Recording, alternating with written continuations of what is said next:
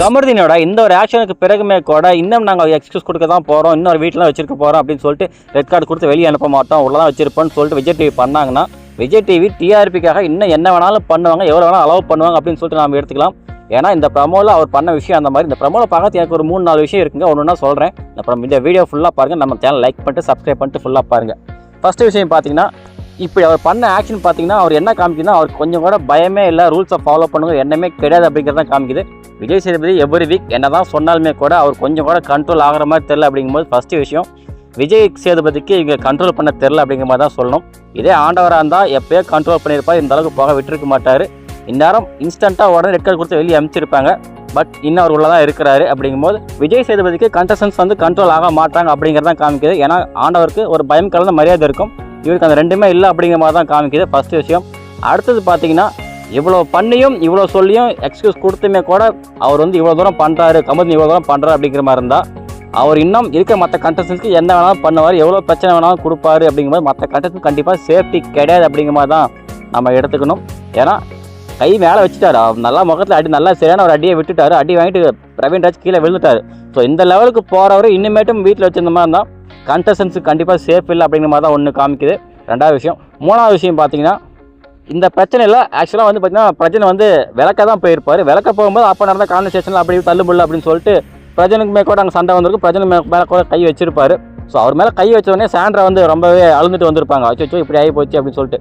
ஏன்னா அவங்க உள்ளே வரும்போது என்ன தான் வந்து நான் பிளேயராக தான் பார்ப்பேன், இண்டிவிஜுவலாக தான் பார்ப்பேன் அப்படிங்கிற மாதிரி சொல்லியிருந்தாங்க கூட. ஹஸ்பண்ட் ஒய்ஃப் அப்படிங்கும்போது அவருக்கு ஒரு பிரச்சனை வருது, அவருக்கு அடிபட்டிருக்கு அப்படிங்கும்போது சாண்ட்ரா அங்கே உட்காந்து அழுகுறாங்க, இப்படி ஆகி போச்சு அப்படின்னு சொல்லிட்டு.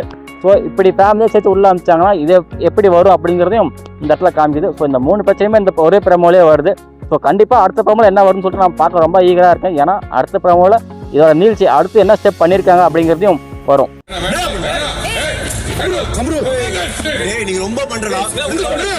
ஆக்சுவலாக இங்கே சண்டை எதனால் ஆரம்பிச்சது அப்படிங்கிறது ஒரு கிளாரிட்டி இல்லை. பட் அவர் 2 பேரும் பிரவீனுக்கும் கமலுக்கும் நல்லா பிரச்சனை முட்டிச்சு அங்கேருந்து அடிக்க போகிறா அப்படின்னு நல்லா தெரியுது.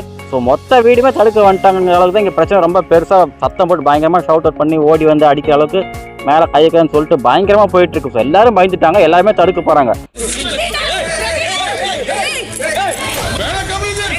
என்னதான் எல்லாருமே வேணாம் கமருதீன் சொல்லாமே கூட அவர் வந்த வேகத்தையும் நல்லா முகத்தில் ஒரு அடி வச்சுட்டாரு. இந்த கிளிப்பை மறுபடியும் பார்த்தீங்கன்னா தெரியும், அவர் அடி வாங்கி உடனே நல்லா முகத்தில் கை வச்சுட்டு கீழே விழுந்துட்டாரு. அந்த அளவுக்கு நல்லா பெரிய அடி தான் போல இருக்குது.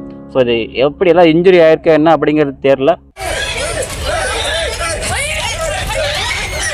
மற்ற லாங்குவேஜ் பிக் பாஸில் விடுங்க, இது வரைக்கும் தமிழ் பிக் பாஸில் இது வரைக்கும் நடந்த 8 சீசன் நடக்காத ஒரு விஷயம். எவ்வளவோ சண்டை போட்டிருக்காங்க, என்னென்னவோ கான்வர்சேஷன்லாம் போயிருக்கு, எவ்வளோ சத்தம் போட்டிருக்காங்க.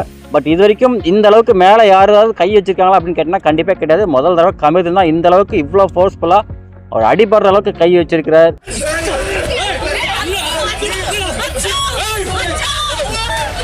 அண்ட் ஃபைனலாக சண்டை முடிவுக்கு வந்துச்சா இல்லையா அப்படின்னு கேட்டிங்கன்னா முடிவுக்கு வந்துச்சு. அது எப்படின்னா சாண்ட்ரா அழுந்து, ஏன்னா பிரஜன் தடுக்க போயிருப்பாரு, தடுக்க போகும்போது கான்வர்சேஷனாக இருக்கும், அங்கே தள்ளுமுள்ளாக இருக்கும்.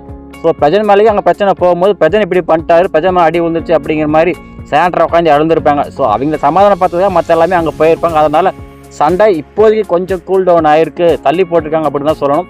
கண்டிப்பாக கமருதீன் ஓய மாட்டார்.